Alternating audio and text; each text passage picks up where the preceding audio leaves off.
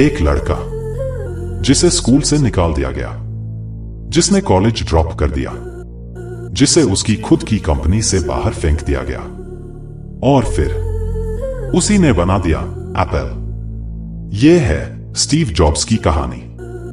साल था 1955। San Francisco California में एक अनवांटेड बच्चा पैदा हुआ। जन्म के तुरंत बाद माता पिता ने गोद दे दिया। उसका नाम रखा गया स्टीव जॉब्स। छोटा था तो इलेक्ट्रॉनिक्स से अजीब सी दीवानगी थी। पापा गैरेज में पार्ट्स जोड़ते, स्टीव घंटों उन्हें देखता। उम्र 13 साल। पहली बार एचपी कंपनी को फोन करके कहा, मुझे पार्ट्स दो, मुझे कुछ बनाना है। कंपनी ने उसे न सिर्फ पार्ट्स दिए बल्कि इंटर्नशिप भी ऑफर की। स्कूल में होशियार था मगर एक रिबेल। क्लास में बोर होता, टीचरों से बहस करता। 19 साल की उम्र में स्टीव ने कॉलेज ज्वाइन किया, लेकिन 6 महीने बाद ड्रॉप आउट कर दिया। क्यों? क्योंकि वो पैसे बर्बाद नहीं करना चाहता था किसी ऐसे डिग्री पर जो उसका दिल नहीं चाहता। रिबेलियस? हाँ, पर डायरेक्शनलेस? कभी नहीं। उसने सिर्फ वो क्लासेस अटेंड की जो उसे सच में एक्साइट करती थी, जैसे कैलीग्राफी। उसी क्लास ने एप्पल के फॉन्ट सिस्टम की नींव रखी। साल 1976। स्टीव और उसका दोस्त स्टीव वॉज़नियाक अपने गैरेज में बैठे हैं। उन्हें आइडिया आया, क्यों ना ऐसा कंप्यूटर बनाएं जो आम आदमी भी इस्तेमाल कर सके। और वहीं से जन्म हुआ एप्पल कंप्यूटर्स का। पहला कंप्यूटर बेचा एप्पल आई। दूसरा मॉडल एप्पल II इतना हिट हुआ कि कंपनी करोड़ों में पहुंच गई।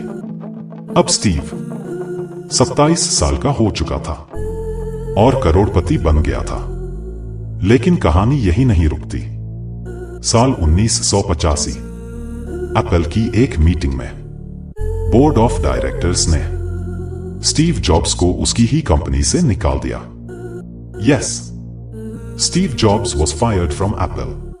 अब ये एक और लड़का होता तो टूट जाता, पर स्टीव ने क्या किया? स्टीव को लगा, मैं पूरी दुनिया के सामने फेल हो गया। मेरी सबसे बड़ी पहचान एप्पल अब मेरी नहीं रही। पर फिर भी उसने हार नहीं मानी। उसी साल उसने शुरू की एक नई कंपनी नेक्स्ट, और साथ ही खरीदी एक एनिमेशन स्टूडियो जिसे हम आज जानते हैं पिक्सार। पिक्सार ने बनाई टॉय स्टोरी और एक के बाद एक हिट्स देने लगा।